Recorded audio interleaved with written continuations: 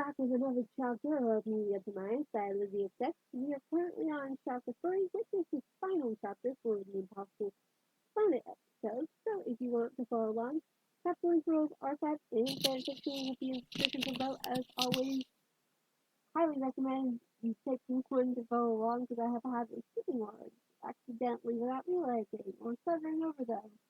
Um, Plus, it might just make it easier to follow along as well. So, again, highly do recommend. Um, there's not really any difference except Archive will have pictures from the episode. I don't remember if we've had a picture yet or not. So, maybe this chapter might have already happened. Who knows? But yeah, let's just get right into this, shall we? With chapter 30, The Impossible Plan, the first attack. The Doctor and Angel stepped into the canteen area of habitation, free to see Ida and Justin leaning over an unconscious Scooti, lying on one of the tables, a stream of blood dripping down her face from a nasty cut on her head, the skin around it already bruising. The Doctor immediately ran over her, pulling out the sonic to scan her. No sign of concussion, he reported, just knocked out and cut up. Ida let out a sigh of relief, taking a napkin off the table and gently trying to clean Scooty's wound. The girl in question flinched a bit as the cloth came in contact with her cut, her eyes fluttering open. What, what's going on? Ida? Sweetie, Ida smiled. Pleased to see her able to speak and focus. We're in habitation 3. Do you remember what happened? Sooty frowned, concentrating for a moment. Her thoughts, naturally, jumbled after her accident. I was trying to find my expenditure report for Toby. I couldn't find it in my papers and thought I left it in here. The room started to shake and was like, wow, I must have hit my head. She winced, trying to touch her head, but Jeffrey gently took her hand to stop her. Jefferson, I looked up at him. Can you take us to the med bay? Get her fixed up. Jefferson nodded, helping Sissy sit up and slide off the table, leading her out of the room, his arm around her waist to support her. He couldn't begin to say how relieved he was that she was all right as well. Being the oldest member of the human crew, he often felt a sense of protectiveness and responsibility for their safety. It wasn't just his job to protect them, being the head security. It was more than that. These people had become his family in such a short time. Sissy especially, being the youngest, he held a soft spot in his heart for. He felt even more responsible for her. She was young enough to be his daughter, and she often treated him like a second father. Oh, thank God she's all right. Ida fell onto a chair as Sissy had just left the room. Anything had happened to her. She shook her head. She's only 20. The doctor tempted that, looking at Angel, having heard a similar sentiment about Sissy's age from her as well. It started to make sense now. But Angel had clearly said the woman was too young to die. Yet Sissy was still alive right now. So what had happened? Not that he wanted Sissy to die, not at all, but something wasn't making sense. But nothing did, Angel cut in. Ross took a quick glance at Toby before focusing on Ida. She's fine. She'll be just fine. Ida nodded. The room fell in silence a moment when Ida's eyes widened at how silent it was. Stop! And then something crashed. What was that? Rose looked around, alarmed, fearing it was another quake. What was it? The drill, the doctor mumbled. We stopped drilling. Ida grinned. We made it. Point zero. The room erupted into chaos, the crew running around to do what they had prepared for, getting ready to go down and investigate. Doctor? He heard Angel call to him in his mind quietly. He looked over and saw her stepping back, off to the side. The humans might think she was just getting out of their way, not wanting to be above her, but he knew better. Clearly, she didn't want the humans to notice or hear what she wanted to say, especially when he took into account how she was shifting from side to side, casting glances at the humans as though to make sure they were preoccupied. What is it? He frowned, moving to join her. Angel glanced at the crew once more before reaching into the pocket of her pack and pulling a small pile of papers folded. She opened them and handed them to him for him to see if City is missing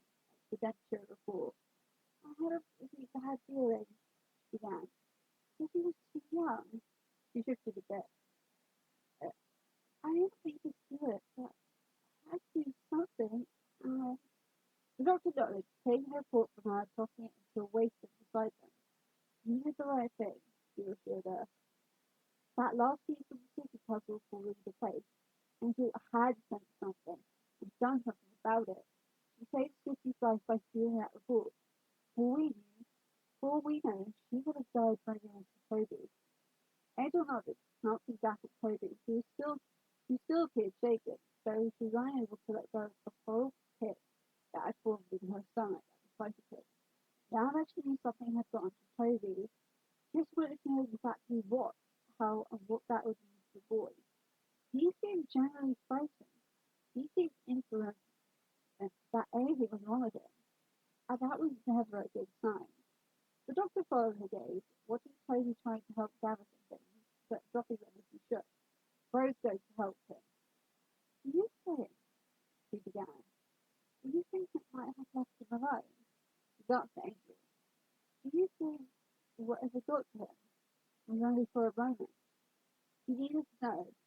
He needed to know that Toby was fine, that whatever darkness had gotten to Toby had fed the boy. He knew that he was planning to do. He knew what he was planning to do as soon as he heard they were going to go down to the drill earlier. But he needed to know Angel would be safe with that boy around. "I think," she frowned, eyeing Toby. "I think the worst danger is when someone's being controlled and doesn't even realize it," she murmured, looking at him. "Like a nesting duplicate that thinks it's alive until it's activated." He nodded, reaching out to take her hand. That really hadn't helped calm his nerves at all. All non-essential is to be confined, Black pulled over the speakers from the drill area as the crew prepared for either to head down the mine shaft. "Capture established," Ida confirmed, dressed in a spacesuit. "All systems functioning. The mine shaft is go. Brake systems are online now." The doctor, already dressed in a suit of his own, approached Zach. Of course he was a volunteer for the expeditionary force. "Doctor, this is breaking every single protocol," Zach replied. "We don't even know who you are." "Yeah, but you trust me, don't you? Ain't gonna let Ida go down there on her own." "Go on," looked me in the eye. "Yes, you do. Legit trust. I should be going down. The captain doesn't lead the mission. He stays here, in charge. Not much good at it, am I?" He scoffed before signing. "Positions, we're going down too. Everyone, positions." Angel stepped over to the doctor as Zach walked off. He looked at her, taking her hand in his own. "I don't want to leave you here alone with Toby," he said quietly, eyeing the boy who still looked a right mess, but he knew Angel said something still about him, enough to put her at ease, and that didn't sit well with him. He didn't like not being there to protect her. He'd been so torn when he learned something was wrong with Toby. He planned to go down with Ida, but he really needed to leave her alone with the boy. He already felt like he failed to protect her from the wire, because he left her to go investigate on his own, and she'd been harmed. He didn't want to fail again, but Angel had just squeezed his hand and told him that it was different now than with the wire. She had run off from her as well, and he had saved her. She hadn't been able to defend herself once her face had been taken. Rose had been the only one there to help her get back to him. Now, now she'd be aware. Now she knew there was a danger and could prepare for it, watch out for it, caution the others. Now she could be careful.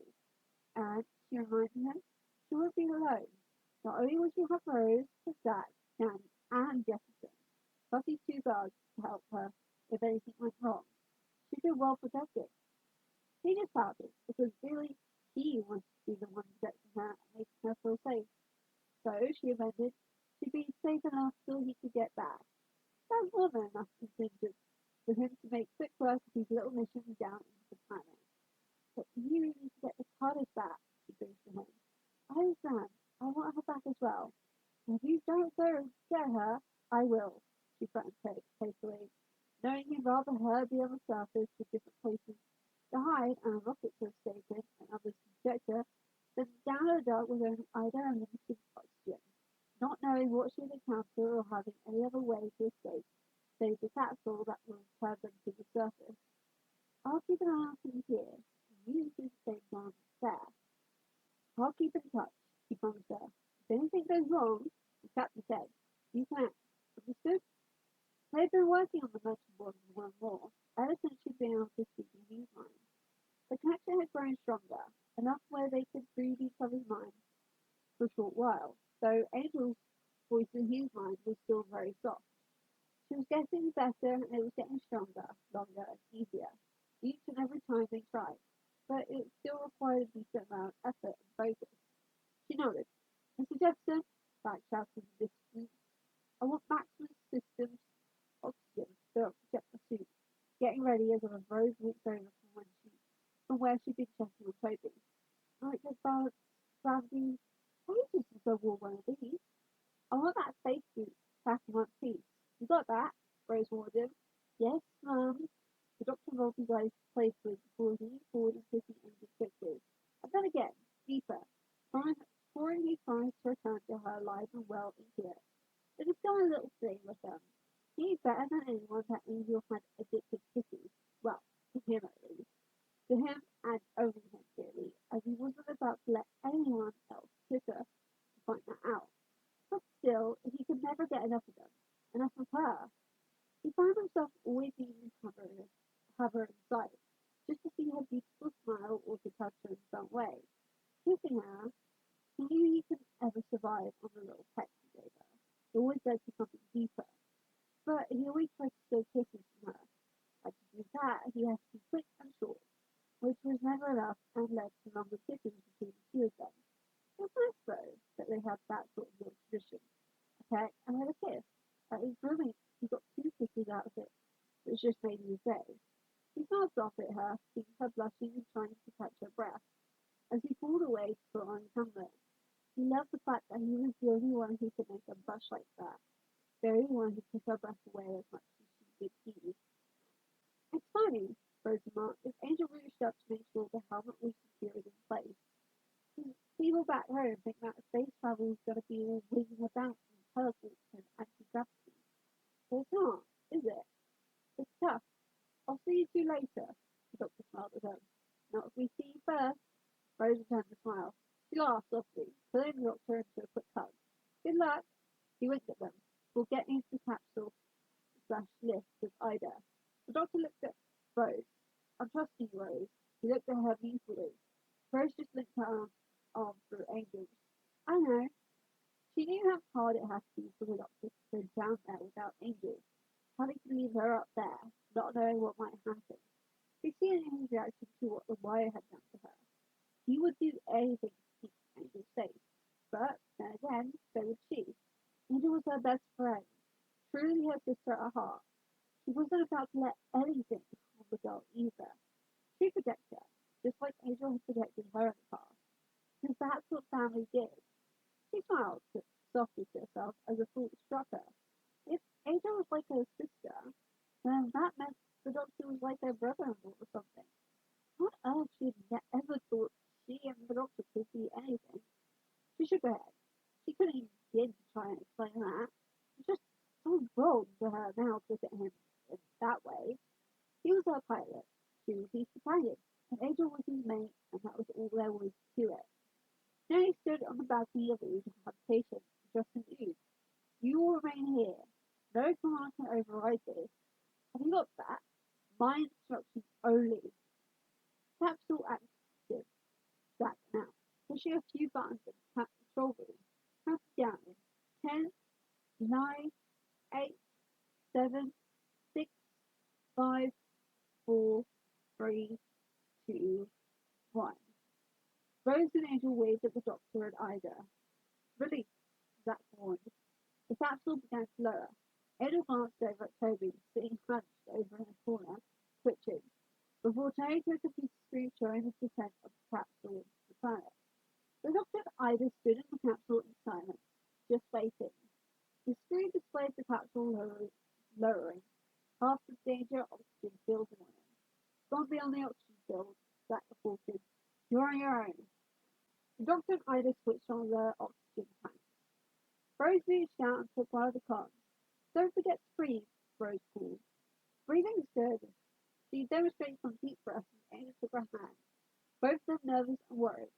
Neither of them, it seemed, like leaving the doctor on his own either. not able to be there to help him, to protect him as well. Rose, stay off the club, Black called. Angel took the club. Make her, she called, back in challenge, defending Rose as well. She turned to the girl, holding her hand over the club. That's what she would say, right? She whispered. Rose smiled and nodded. The capsule shook violently. Rose and Jewel off their feet a moment as they clung to the sides of it to steady themselves. The Udin Uter habitation suddenly stood and turned to look up at Danny and the man guard, who pointed a gun at the Ude, ready. They watched the computer screen as the capsule touched point zero, causing the whole base to shake. Doctor? Rose grabbed the phone. Doctor, are you alright? Ida, talk to me, Jack called, also getting no reply. Doctor? The doctor and Ida stepped out of the capsule. It's alright, the doctor replied. We made it. Try out the capsule now. They slowly looked around at the darkness, flashing their torches around, trying to get a better idea of where they were. But it was so dark. They could barely make out their hand in front of their faces, even with the torches. What's it look like down there? Angel asked over the tom. It's hard to tell. The doctor stared at the darkness, only able to get an idea of the size of the area. Some sort of cave, cavern, massive. Well, this should help. Ida grabbed a round orb of light. Scratch those.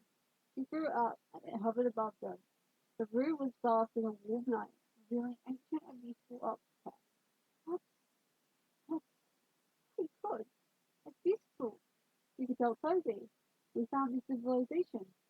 Wait, Toby, Rose called cheerfully as Angel eyed the man cautiously. Sounds like you've got plenty of work. Good, Toby nodded, still very distracted and twitchy. Good. Hmm. Concentrate now, people, Black ordered lightly. Keep on the mission. Ida, what about the power source? The doctor and Ida walked by a rocky wall, Ida holding a torch in front of them, directly at the ground. I more lights so they could see where they were stepping. We're close, she replied. As you signature indicate north, northwest. Are you getting pictures up there? There's too much interference. Where are your hands? Well, I've come this far. There's no turning back. Oh, did you have to? The doctor grumbled. No turning back. That's almost as bad as that can go wrong. Or this is going to be the best Christmas we've ever had. Are you finished? He looked at her a moment. Yeah, finished. We're walking past her. I usually watching him go. Angel looked at Rose, confused. What's the water? Rose shook her head. I'll explain it later. One of the ooze was at Danny as he raised his wrist cob. Captain, sir, there's something happening with the ooze. What are they doing? Jack asked. They're staring at me. I told them to stop, but they won't. Danny, you're a big boy. I think you can take being stared at. The telepathic field, sir. He glanced at the computer. It's at basic 100. I've checked. There isn't any fault. It's definitely 100. But that's impossible. Rose looked at Justin, her turn to speak, hearing Jack and Danny's conversation. What's basic 100 mean? They should be dead, Danny stated. Basic 100's brain death, Justin nodded. But they're safe, Pat called. They're not actually moving? No, sir, Danny agreed. Keep watching them. You, Justin, keep a guard on the youth. Officer at arms. Justin ready his gun at the female doctor to say. Yes, sir, she nodded. You can't fire down here, Rose looked at him. What the hell, wolf? I'm firing stock 15. Only packed upon organic.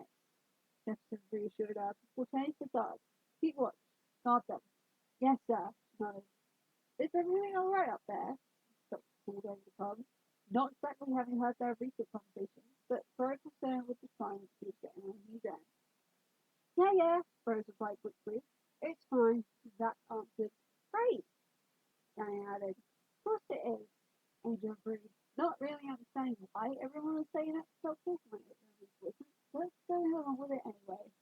Assume it was just another few things she'd have to ask Rose about later. The doctor and Ida paused, spotting the edge of something metal in the distance.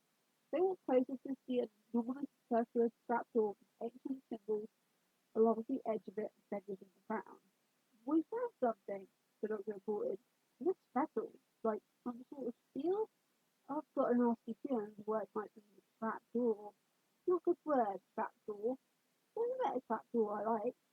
The edge is covered with those symbols, I told them, shining her light on the edge. Do you think it opens? Jack asked. That's what trapdoors said to do, the doctor remarked. Trapdoor doesn't do it justice. I looked around it. That's that. About 30 feet diameter. Any way of opening it? Jack called. Hello, I can't see any sort of mechanism. I suppose that I could write it. Doctor 60, the doctor reasoned. Crouching down, that's one of the symbols. The letters at the high translation. Toby, did you get anywhere with decoding it? Jack asked. Rose looked over at Toby. Toby, they need to know. That lettering, does it make any sort of sense? I know what it says, he said, his head buried in his arm. Rose? Angel began, her eyes wide as she looked at the boy, slowly reaching out to her. Now tell them, Rose continued. Where did you work that out? Justin asked. It doesn't matter, just tell them. Rose, get back. Angel pulled the girl behind her as Toby stood, staring at him to reveal his skin covered in the symbol, his eyes red. These are the words of peace, Toby spoke, his voice deep and not his own, and he has woken. Justin pointed his gun at him. He is the heart that beats the darkness. He is the blood that will never cease. And now he will rise. Officer, stand down, Justin's friend. Stand down. What is it? Philip called over the comm. His heart was starting to race as he heard the boy growling. What's he done? What's happening? Angel? Rose? What's going on? There was no reply. His eyes widened as he felt the familiar rush of anger and pride hitting him. Angel was up there. His mate was trapped up there with an obviously possessed boy. He never should have left her there. What had he been thinking? He has to get up there. Now. Jefferson? That called over the car. It was just static. Report! Report! Officer, as commander of security, I order you to stand down with the fine. Jefferson ordered, as Toby flexed his arm. Immediately. Symbols. They're on his face. Ada called into the gun, trying to sound calm, knowing that the amazing instinct would be hitting the doctor at any second, and she couldn't let it. She needed him to focus. She seen what happened when he got worked up over her being harmed or in danger. He lost all focus, blew off the handle, rushed into things, and didn't think. He even noticed when he himself got hurt in his single-minded quest to save her. And they couldn't risk that. Risk that. Not now. She couldn't let him get hurt for this. So she tried her best to play the situation off. If Toby didn't attack them, she might be able to convince him that she'd be fine enough to calm him down. They're all over him, Rose agreed. Toby eyed Jefferson. Mr. Jefferson, tell me, sir, did your boyfriend forgive you? I don't know what you mean, Jefferson swallowed, lying. Let me tell you a secret. She never did. Officer, you stand down and be confined. Or what? Or under the jurisdiction of the Fred, I'm authorized to shoot you. Justin was his again. But how many can you kill? He smirked. His eyes lit up and he opened his mouth in a low roar. The symbols flew off his skin in a cloud of black smoke, drifting over and entering the ooze, making them jerk, turning their eyes red, possessing them. Toby coughed and fell to the floor. Jefferson focusing on the free ooze. We are the legion of the beast. The unit is the habitation stroke is one. Angel? The doctor called frankly over the comm. Rose, what is it? Angel! Angel, what's going on? He called to her, but there was still no reply. He turned suddenly, storming away. I'll go back up. Ida grabbed his arm. You can't. He just yanked it away, rounding on her, glaring daggers at her for daring to, stop him from getting back to his mate when she needed him. I am and I will. I won't let it harm Angel. He turned again. Stay here or come with me, he called before storming off. Report, Jack shouted. Report! Jefferson, report! Someone report! The youth held their communication orbs that in front of them, up at Denny. The legion shall be many, and the legion shall be few. It's the youth! Rose gasped into the comm. Angel, what's going on? Angel heard the doctor call. It's the youth, she replied, already knowing his voice way back, but Jefferson didn't hear them. Stay down there, she half ordered. Angel, you'll be safer down there. You'll be safer there. But you won't be up there. I'm fine, she insisted gently. I'm here. I'm talking to you. I'm okay. I'm safe enough for now. I don't like safe enough. I want you safe. There's three humans and one time enemy. They're outnumbered. Toby, she reminded her. He's in no position to attack anyone right now, she threatened. Please, she really begged. Please, Peter, please stay down there by us. Sir, we have a contamination in the livestock, Justin called into his com. Doctor, I don't know what it is, Rose continued. It's like they're possessed. Who won't listen to us? Angel breathed. Watching the ooze make sure she had covered the com for that bit of news. He has woven himself in the fabric of your life since the dawn of time, he decided as a single ooze started walking up the stairs of ooze habitation. He was dying in the male guard. Some may call him Aradon, some may call him Proctor, some may call him Satan.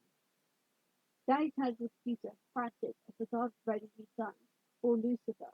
Captain, it's the ooze, Danny shouted. Get out of control! War the bringer of despair, Hugh continued, as Danny and the guard backed away. The deathless prince, the bringer of night. The ooze stood a few feet away from them before throwing the communication orb out at the guard's forehead, electrocuting him and turning round. These are the words that shall set him free. Jefferson throws Angel and the female guard backed away, free to the advance. Back up to the door, Jefferson shouted. I shall become manifest, he spoke. Move quickly. I shall walk in light. To the door. He backed up against it. Get open. My legions shall swarm across the world. Ida turned her torch on the trap door she had been able to leave. As the ground began to shake, the door opened. Doctor, it's opening. The whole base shook. Zach, moving onto the console to steady himself. We're moving. The whole thing's moving. The planet's moving. He stared upwards at the black hole. Rocks fell down upon him, causing the doctor to fall back. He looked back between Ida and the castle before giving into Angel's sleeve and turning to run back to Ida as she whispered, terrified. Angel's words cut through the red haze he seemed the world in, of the danger he waited in. Hearing her voice had reassured him enough of her relative's safety to allow him to calm down slightly, as hard as it was to keep it that way. But he needed to think. He had promised her he would think next time she was in danger. No matter how powerful the basic instinct was for him to react. And he was, but she had called to him. She'd spoken, she was protective and able to communicate unconscious. And he firmly believed that she wanted him down there for a reason. So he'd do as she asked. And she was right. If he left now and something happened to Ida, once Angel was safe again, he would regret it. I am the sin and the temptation, he decided, still advancing. I'm the desire. I am the pain and the loss of a dead to come. Get that door open, Jefferson yelled. The trap door opened. The gravity field. It's going, Zach shouted, terrified. We're losing orbit. The diagram of the computer displayed the planet moving around bizarrely. We're going to fall into the black hole. The small group on the drill deck frantically tried to open the door, but it was sealed. Jefferson aiming his gun at you, only for them to ignore it as they stalked closer. I have been in prison for eternity, but no more. Door sealed, the computer announced. Come on, Rose shouted, but she and Angel struggled to turn the wheel. Door sealed. Billows of smoke rose from the pit as the ground shook. The pit is open, a voice shouted, and I am free. The doctor and Anarcho stared down at the pit in horror as the voice laughed. And that's the end of chapter 3. And we do have a picture, so for those of you who aren't following along on archive, it's basically a picture with them. I think I don't have page 3. You got President Doctor on the left, Angels on the right, in the middle is Justin and Ida, and I think I can see Toby behind Rose as well. So maybe this is when they're this is also when they find Scooti. So but yeah. So we had a big difference from this episode. And it's kind of the reason why I love Angel so much compared to like the professor and Evie, who if you don't know who those two are, they're the first two time ladies that LizzeXX about. So she has done other time ladies as well. Like Angel isn't the first time lady she's done the first time lady she's done with the Doctor. But I actually like how different she is. And so she's like she saved Sissy. I mean, she's also saved like the controller, and I think she saved Voyager as well. Like at the series one, and, but this and she also saved Sir Robert too. So, but yeah, this both this episode and the next one, I'm gonna show why I love Angel so much. Like, like seriously, she's one of my favorite characters.